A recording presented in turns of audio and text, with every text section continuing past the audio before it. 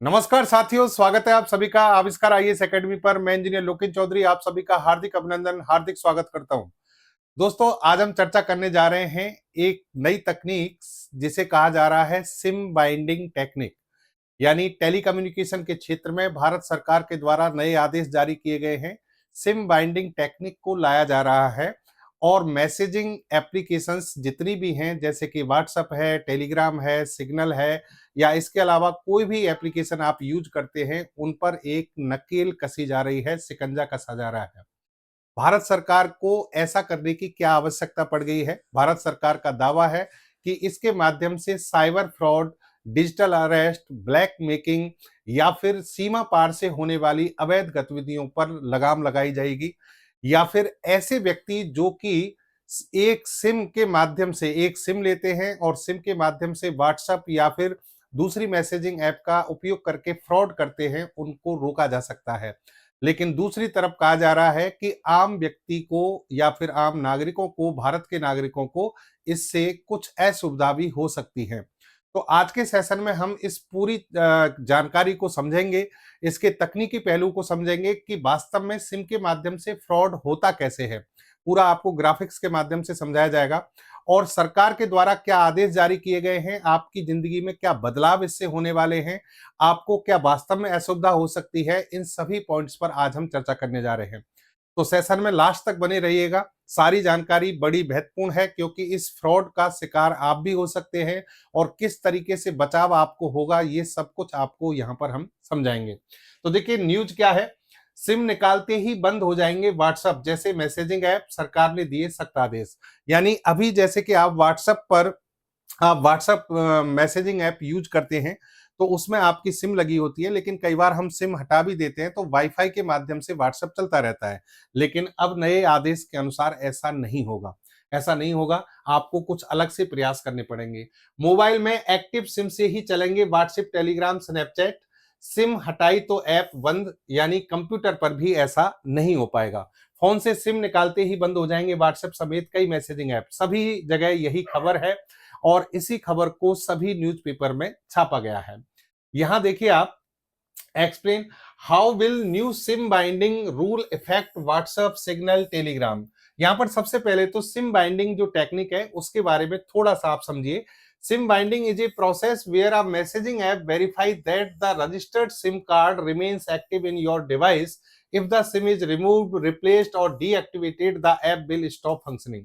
यानी कहने का मतलब, अभी तक जो सिम बाइंडिंग टेक्निक है वो क्या है वो समझना, कि आप अभी तक अपने मोबाइल में एक सिम डालकर व्हाट्सएप का उपयोग करते हैं, लेकिन सिम हटा भी देते हैं तो भी आपका व्हाट्सएप चलता रहता था। लेकिन अब जो नए नियम हैं, सिम बाइंडिंग टेक्निक जो अप्लाई की जा रही है सरकार के द्वारा इन कंपनियों पर, उसके माध्यम से अगर आप इस सिम को हटा देते हैं या फिर इसे रिप्लेस कर देते हैं या इसे डीएक्टिवेट कर देते हैं, तो आपकी ये एप्लीकेशन कार्य करना बंद कर देंगी। यानी अब आप व्हाट्सएप का उपयोग इस तरीके से नहीं कर पाएंगे। आपको नए तरीके यहाँ पर अप्लाई करने पड़ेंगे, खोजने पड़ेंगे। आगे बढ़ने से पहले विद्यार्थी वर्ग को हम बता दें कि साइंस एंड टेक्नोलॉजी का foundation batch, exclusive batch pre और मेंस के लिए हम स्टार्ट किया है हमने। ये बैच यूपीएससी, आरएएस यानी आरपीएससी का जो एग्जाम है, यूपीपीएससी, एमपीपीएससी और पीएसआई सभी एग्जाम्स के लिए यानी स्टार्ट किया गया है। और इसमें आपको science and technology, environment, ecology का जो पार्ट है वो दोनों के लिए बैच हमने यहाँ पर स्टार्ट किए हैं। किसी भी प्रकार की इंक्वायरी के लिए आप इस मोबाइल नंबर पर हमें कांटेक्ट कर सकते हैं, व्हाट्सएप कर सकते हैं। कोर्स में आपको लाइव क्लासेज मिलेंगी, लाइव फ्रॉम स्टूडियो। इसके अलावा e notes, panel PDF, test series और करंट अफेयर्स की सारी क्लासेज। अभी इस पर एक डिस्काउंट चल रहा है, आप इसका 25 लगाकर आप 25% डिस्काउंट यहां से पा सकते हैं।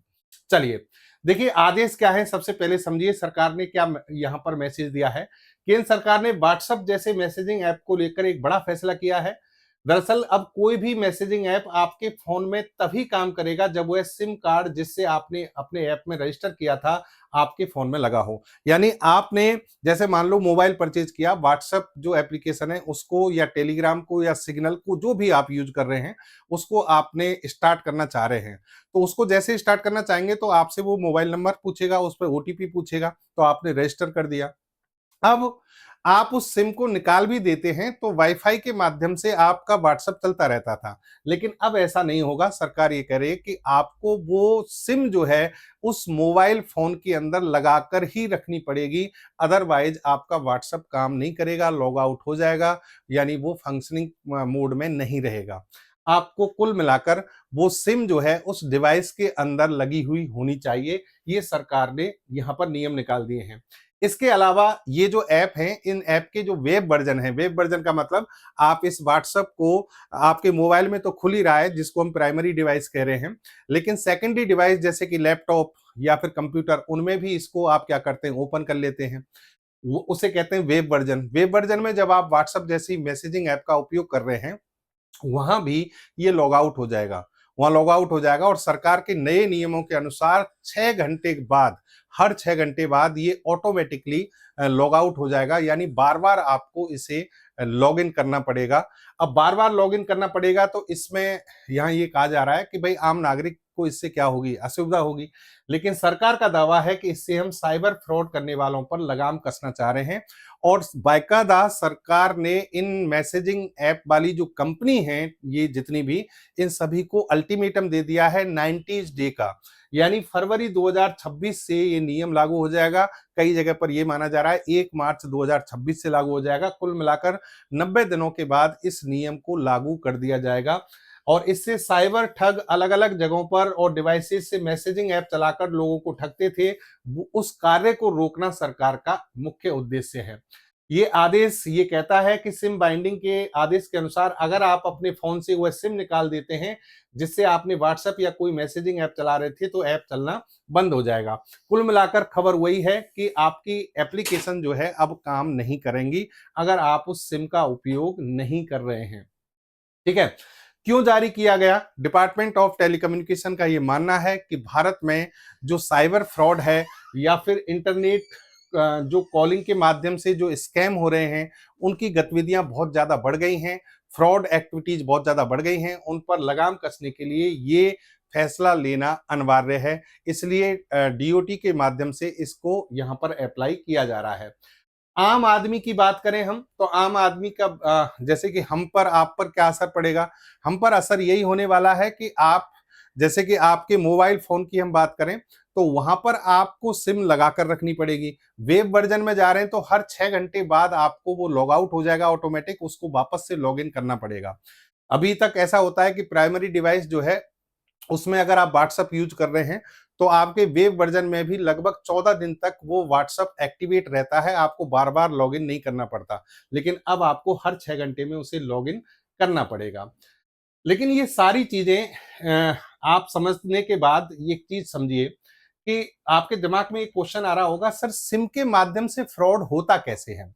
सिम के माध्यम से अगर जैसे कोई व्यक्ति सिम को निकाल देता है तो फ्रॉड कैसे होता है, इस पूरी एक्टिविटीज को समझें। तो इसमें देखिए 4-5 केस हैं जिन पर हम चर्चा करें, उनको समझना ध्यान से।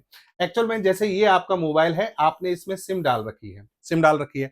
अब आप कहीं भी कोई कॉलिंग करते हैं, व्हाट्सएप कॉलिंग करें, सामान्य कॉलिंग करें, तो डेफिनेटली आपके इस मोबाइल से जो सिग्नल जाएगा वो आसपास कहीं ना कहीं टावर लगा होगा, उस टावर से कनेक्ट होता है।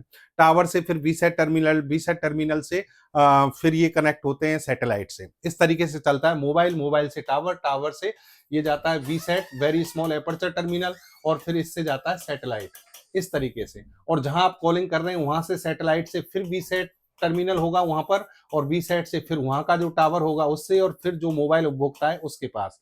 इस तरीके से कम्युनिकेशन होता है। ठीक है। अब मान लीजिए इस व्यक्ति ने कोई फ्रॉड एक्टिविटी की, कोई भी फ्रॉड एक्टिविटी अगर ये करता है व्यक्ति, तो इस व्यक्ति की लोकेशन को पुलिस आसानी से पकड़ सकती है, क्योंकि इस टावर से ये कनेक्टेड है। इस टावर की लोकेशन पुलिस को पता लग जाएगी और उससे पता लग जाएगा कि किस क्षेत्र से ये कॉलिंग कर रहा था, और इसकी लोकेशन को पहचाना जा सकता है। लेकिन अगर ये जो फ्रॉड की स्थिति बनती है वो कैसे, समझो।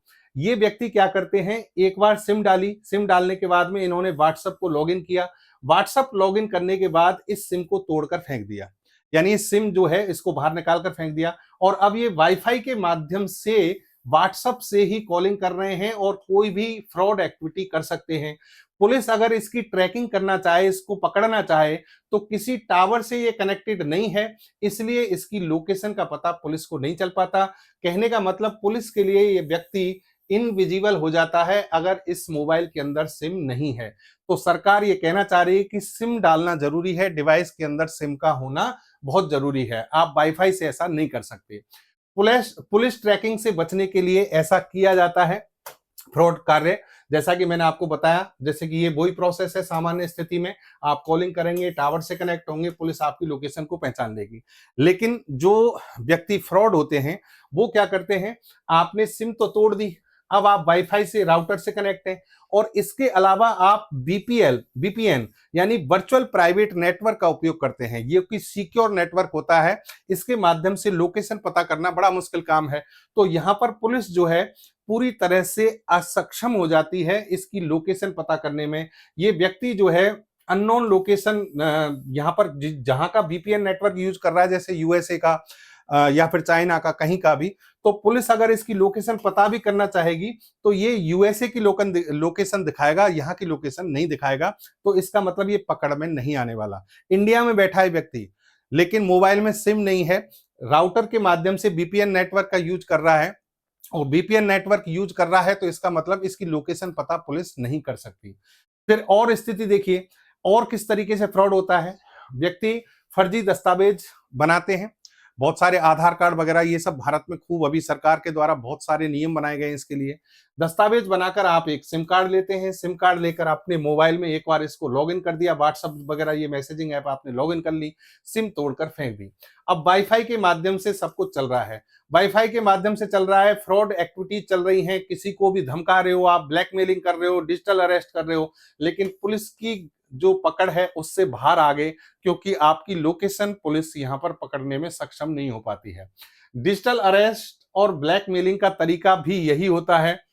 अगर ये व्यक्ति सिम के माध्यम से कॉलिंग कर रहा होता, नॉर्मल कॉल कर रहा होता, तो पुलिस इसे आसानी से पकड़ सकती थी। जैसे मान लो आपके पास में जैसे डिजिटल अरेस्ट के बहुत केस आते हैं, ब्लैकमेलिंग के केस आते हैं, ये व्यक्ति खुद को इंटरपोल या फिर किसी बड़ी संस्था से बताते हैं कि भाई मैं सीबीआई से बोल रहा हूं, या फिर इनकम टैक्स डिपार्टमेंट से बोल रहा हूं, आपके पति हमारे पास हैं, इन पर ये फ्रॉड केस लगाया गया है, इनको इतने महीने की जेल की जाएगी, अगर आप इसे बचाना चाहते हैं तो ये अकाउंट नंबर है, इसमें आप इतने पैसे ट्रांसफर कर दीजिए।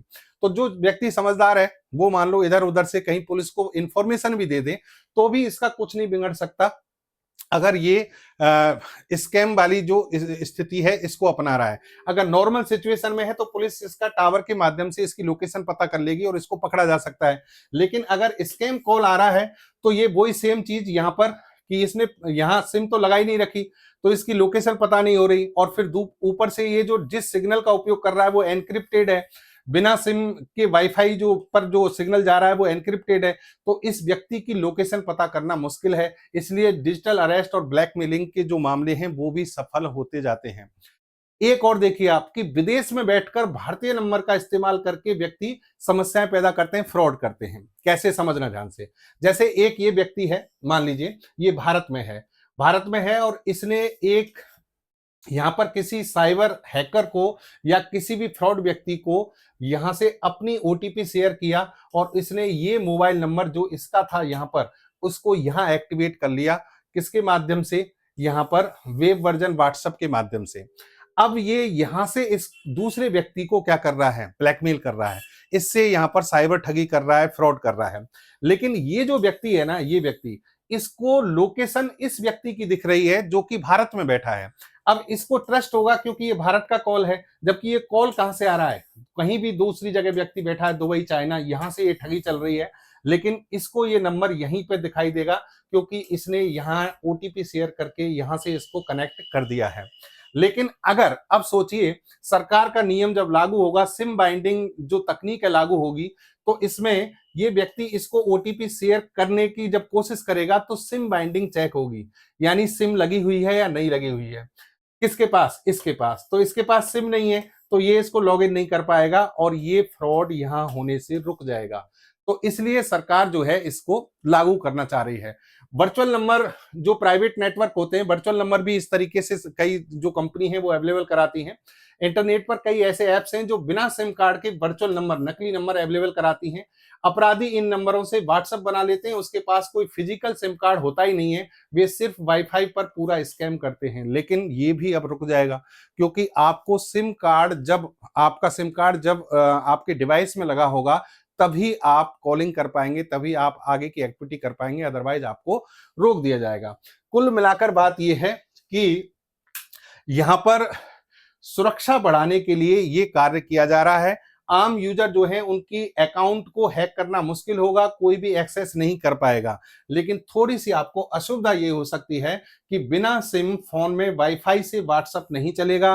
वेब वर्जन पर बार बार आपको लॉगिन करना पड़ेगा। हर 6 घंटे में सरकार के नियमों अनुसार ये अपने आप वेब वर्जन जो है ये व्हाट्सएप लॉग आउट हो जाएगा, आपको दोबारा से लॉगिन करना पड़ेगा। देखिए, ये सब कुछ करने के लिए सरकार के द्वारा कई सारे नए नियम लाए गए हैं, उनमें बदलाव किए गए हैं पुराने नियमों में। जैसे कि हम कहें कि भारत सरकार का जो दूरसंचार विभाग है उसने दूरसंचार साइबर सुरक्षा संशोधन अधिनियम 2025 लागू किया है। और telecommunication identifier user entities, इसका मतलब है TIUES, ये वो कंपनियां हैं जैसे कि व्हाट्सएप, टेलीग्राम, सिग्नल, इन सभी को नोटिस जारी किए हैं कि जो हम आदेश जारी कर रहे हैं उसको आप 90 दिनों के अंदर अप्लाई कीजिए।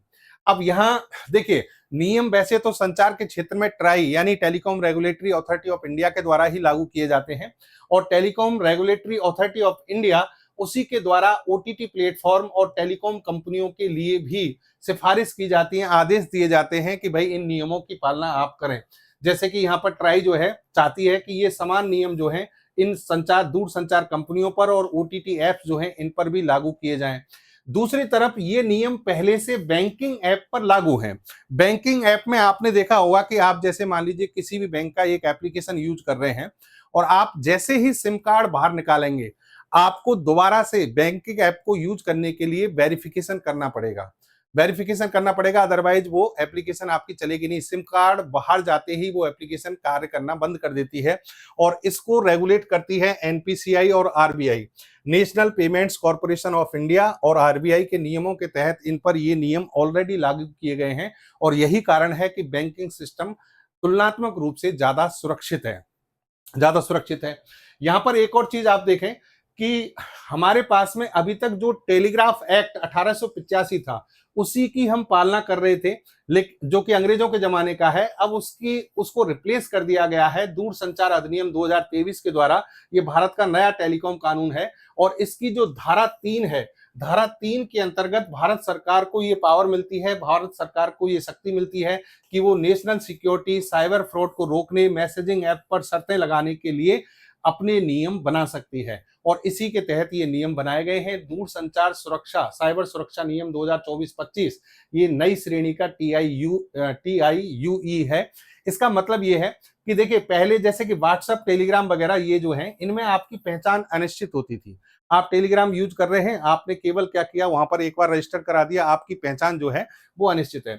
लेकिन अब आपने गवर्नमेंट जो है इसको बाकायदा वेरीफाइड टेलीकॉम यूजर ID की तरह काम में लेगी, और अब आपको यहाँ पहचान पक्की करनी होगी, क्योंकि जैसे ही आप यहाँ अपने जो सिम है उसको अगर निकालेंगे तो ये भी कार्य करना बंद कर देंगे, और सिम डालेंगे तो आपकी टावर के माध्यम से पहचान क्या हो जाएगी, पक्की हो जाएगी। तो कहने का मतलब, सुरक्षात्मक रूप से ये कानून बहुत अच्छा होने वाला है।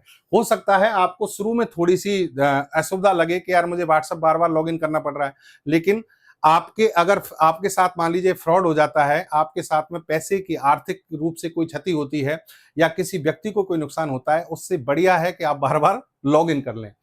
अमेरिका, यूरोप, बाकी के देशों की अगर हम तुलनात्मक रूप से बात करें तो वहां पर यह नियम अभी लागू नहीं हुआ है। जैसे कि इस पर हमने जितना सर्च किया उसके हिसाब से इंडिया एक ऐसी कंट्री बनने जा रही है जिसमें इस नियम को बहुत सख्ती से लागू किया जा रहा है। अमेरिका जैसे देशों में, यूरोप के देशों में ये नियम अभी तक लागू नहीं है, लेकिन वहां पहले से ही आपको बता दें कि जो यूजर की जो पहचान है उसको लेकर बहुत सख्त कदम उठाए जाते हैं। वहां प्राइवेसी और डेटा सुरक्षा के लिए कानून बहुत ज्यादा सख्त हैं, तो इसलिए वहां पर ये इस तरीके के जो फ्रॉड हैं उनमें होने की संभावना कम होती है।